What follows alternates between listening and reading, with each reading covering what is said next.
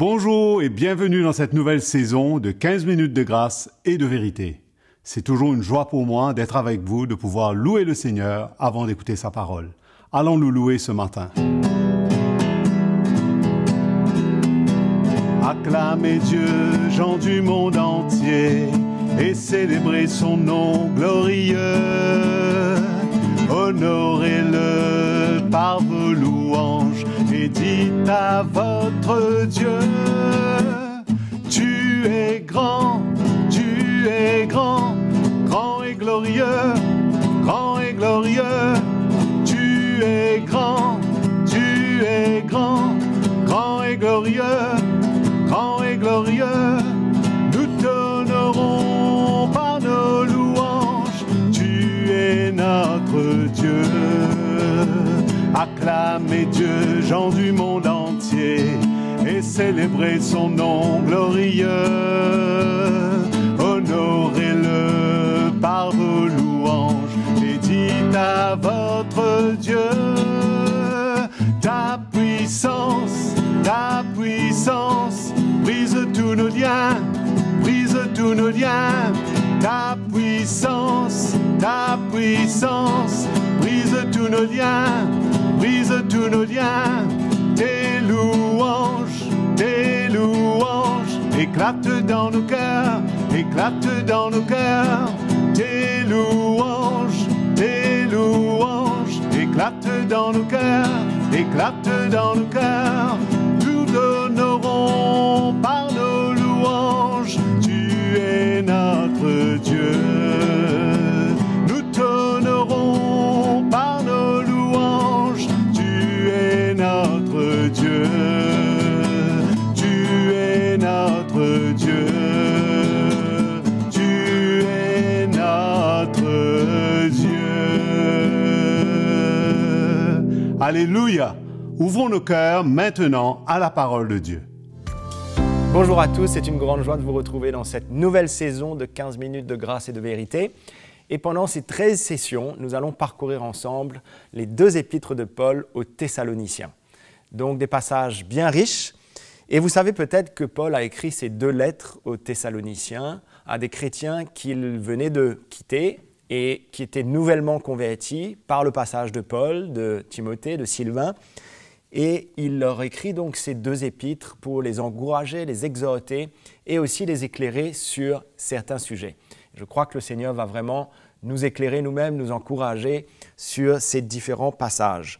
Aujourd'hui, nous allons commencer par le premier passage que j'aimerais mettre en avant. C'est donc dans sa première épître, au chapitre 1, au verset 5, où Paul dit « Notre évangile ne vous a pas été prêché en parole seulement, mais avec puissance, avec l'Esprit Saint et avec une pleine persuasion. Car vous n'ignorez pas que nous nous sommes montrés ainsi parmi vous à cause de vous. » Alors il leur rappelle ici que l'évangile qu'il leur a prêché, qu'il leur a annoncé, il ne leur a pas prêché simplement avec des paroles, ce n'était pas juste des paroles, mais ces paroles étaient accompagnées par des choses tellement importantes quand nous vous entendons la parole de Dieu. D'abord par la puissance de Dieu, vitale, l'action du Saint-Esprit pour agir et pour déposer cette parole et pour agir dans le cœur des chrétiens.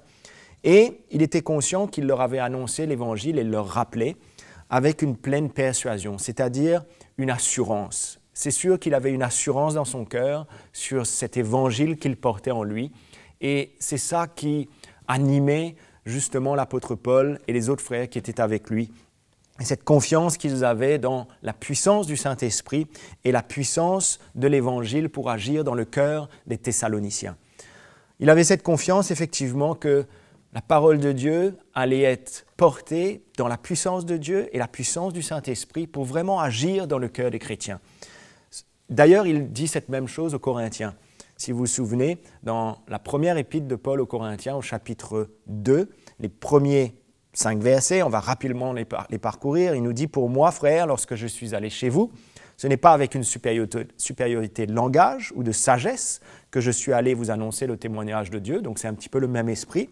« Car je n'ai pas eu la pensée de savoir parmi vous autre chose que Jésus-Christ et Jésus-Christ crucifié. » Ça nous rappelle que ce message que Paul portait en lui, c'était le message de la croix. Il emmenait un message, ce n'était pas comme dans beaucoup d'endroits, dans le monde entier, on reçoit tellement d'enseignements, les chrétiens entendent tellement d'enseignements, mais aujourd'hui, ce qui est important, c'est d'entendre la vérité, c'est d'entendre une prédication, la parole de Dieu qui vient pour éclairer nos cœurs, pour nous montrer ce qui a besoin de se passer en nous. Le message de la croix est tellement important pour notre vie, pour notre marche chrétienne.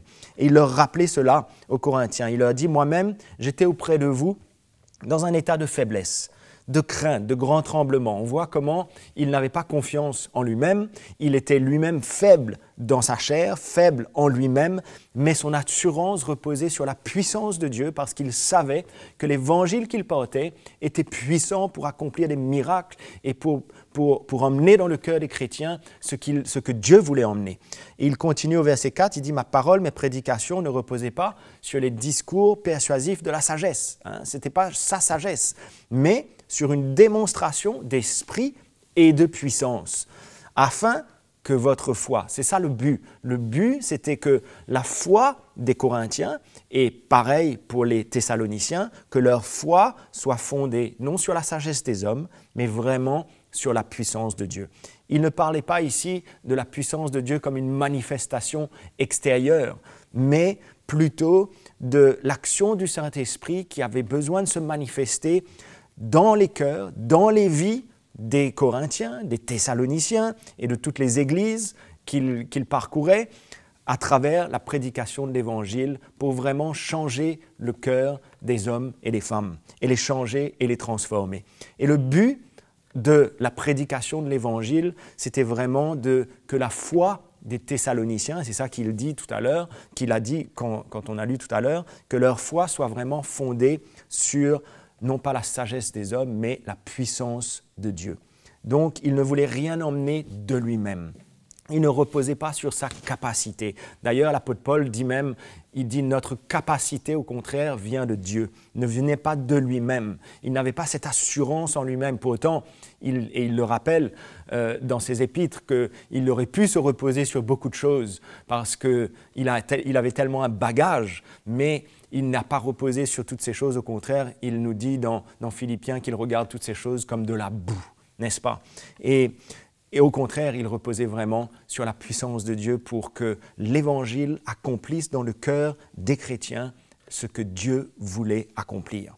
Et c'est ce qu'il exprime d'ailleurs aussi aux Corinthiens dans sa deuxième épître. Il leur dit au chapitre 6, au verset 4, « Nous nous rendons à tous égards recommandables, comme serviteurs de Dieu, par beaucoup de patience, dans les tribulations, dans les calamités, dans les détresses. » On voit la vie de l'apôtre Paul sous les coups, dans les prisons, dans les troubles, dans les travaux, dans les veilles, dans les jeûnes, par la pureté, par la connaissance, par la longanimité, par la bonté, par un esprit saint, par un amour sincère, par la parole de vérité, par la puissance de Dieu, par les armes offensives et défensives de la justice, au milieu de la gloire et de l'ignominie, au milieu de la mauvaise et de la bonne réputation, étant regardé comme imposteur quoique véridique, comme inconnu quoique bien connu, comme mourant et voici nous vivons, comme châtié quoique nous non mis à mort, comme attristés et nous sommes toujours joyeux,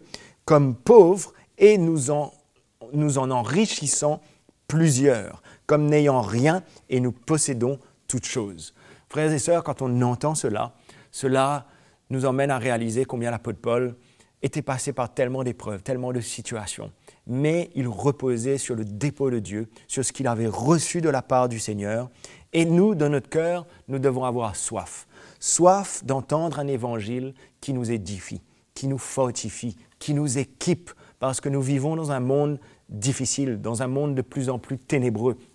Et pour cela, nous avons besoin de nous équiper d'un évangile qui va nous permettre de tenir ferme, de tenir au mauvais jour. Donc nous avons besoin d'avoir soif d'entendre ce que nous avons besoin d'entendre.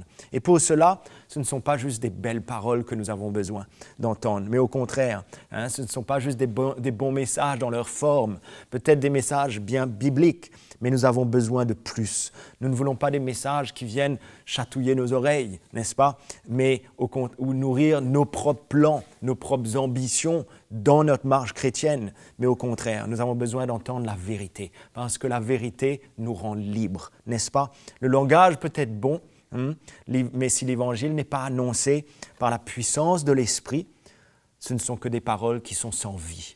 Et nous voulons entendre la vie. Nous voulons que l'Évangile qui nous est prêché, nous le recevons comme elle l'est véritablement. Et nous aborderons ce sujet dans une prochaine session.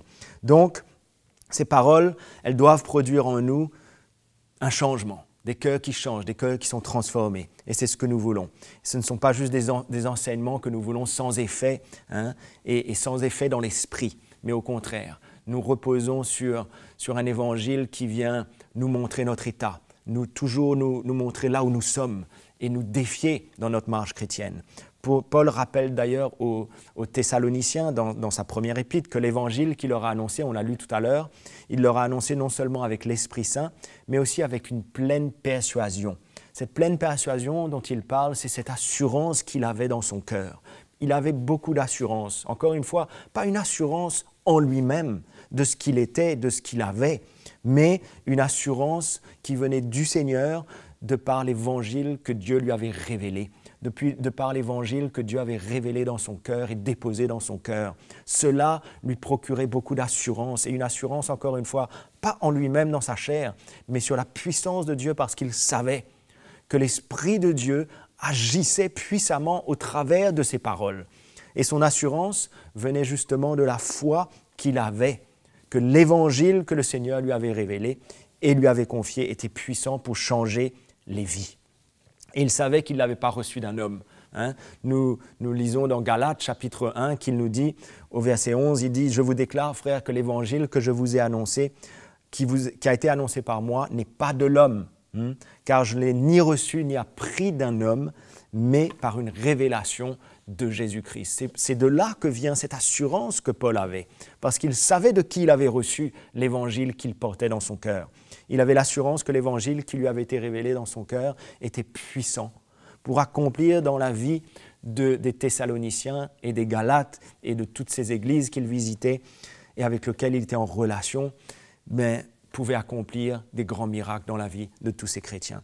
Donc, il dit d'ailleurs, il dira aux Romains, au chapitre 1, au verset 16, il leur dit « Je n'ai pas honte de l'évangile, car c'est une puissance de Dieu pour le salut de quiconque croit, du juif premièrement, puis du grec, parce qu'en lui est révélée la justice de Dieu par la foi et pour la foi.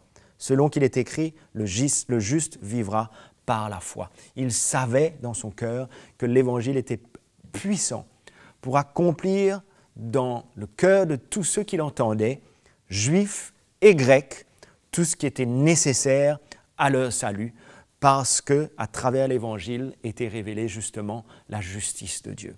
Il avait cette confiance et il savait ce que l'Évangile était capable de faire dans la vie des chrétiens. Et nous avons besoin d'avoir soif, frères et sœurs, d'entendre le bon Évangile, d'entendre l'Évangile que nous avons besoin d'entendre.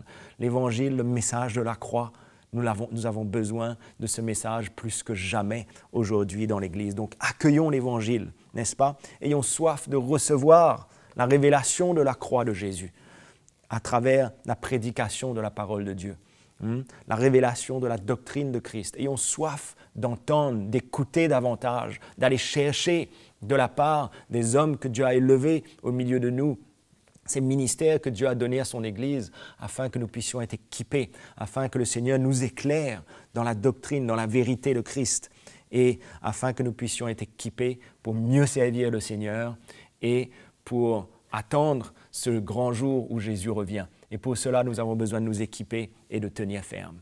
Amen, les frères et sœurs. Donc, on se retrouve dans notre prochaine session et à très vite.